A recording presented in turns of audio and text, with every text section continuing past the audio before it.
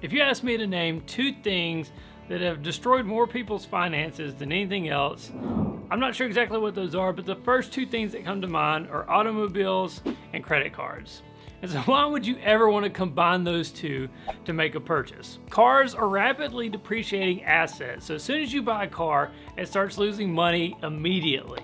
And it loses a lot of money really fast. Credit cards are one of, if not the most expensive way that you can borrow money. So why in the world would you ever combine the two? That's what we're going to cover in today's video. If you're new to the channel, this is Simple Dollar. My name is Dustin. We make content related to personal finance, investing, and basically everything to do with your money. So make sure you subscribe and hit the notification bell so you'll be notified of future videos.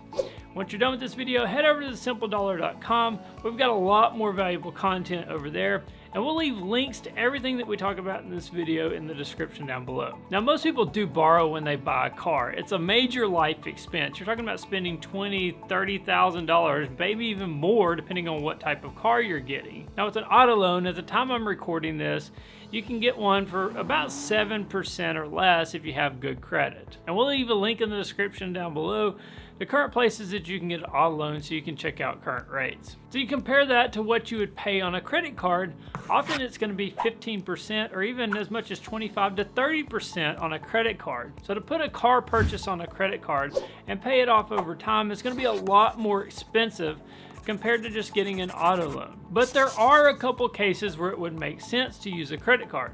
The first one is if you're going to be paying for cash for the car. So you have the cash in your bank account, and instead of withdrawing cash and taking it down to the dealership, or maybe just writing a check for the full amount of the car, you could run that through a credit card and get rewards points. Now, in most cases with the credit card, if you pay off the balance in full at the end of the month, you don't have to pay any interest on the amount that you charged on the card. This can be especially lucrative if you're using it to get a credit card reward sign-up bonus as well. So take the Chase Sapphire Preferred, for example. They offer 60,000 rewards points whenever you sign up and spend $4,000 in the first 3 months. That's like getting $600 cash back just for signing up for this card. In addition to that, you effectively get 1% cash back on every purchase you make on the card.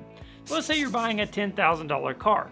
One option would be just to write a check for $10,000 and you buy the car outright. Option number two would be to buy it on the Chase Sapphire Preferred, get the $600 sign-up bonus plus the 1% cash back for a total of $700 cash back. So that way you end up spending $10,000 on the car, but you get $700 in cash back by using the credit card. You compare that to getting nothing for the check. If you want to check out current credit card offers, we'll leave a link in the description below to some really good ones. Another situation where it may make sense to use a credit card, and this one makes me just a little bit nervous, but it's possible to do, is if you have an introductory rate of 0% on your credit card. Let's say you've got a situation where you're going to be buying a car, but you plan to pay it off within the next year or 18 months.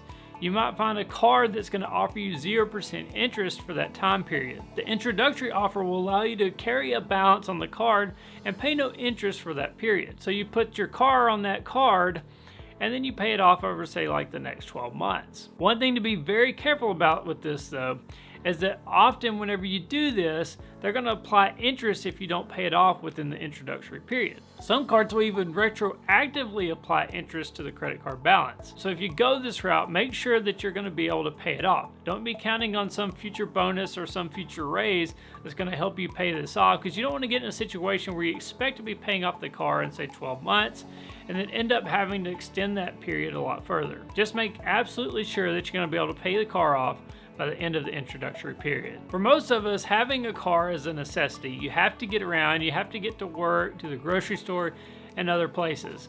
And public transportation in some places just isn't an effective means of transportation. If your credit card has a high interest rate, there's probably better ways that you can get access to money to pay for the car. An important thing to consider is your credit score. Start working on your credit score now, even if you're not looking at buying a car in the near future. If you need tips to how to build your credit score quickly, we'll leave a link in the description to more information. The last thing you want to do is, before you even walk into the dealership, if you plan on using a credit card, is make sure the dealership will actually allow you to use it.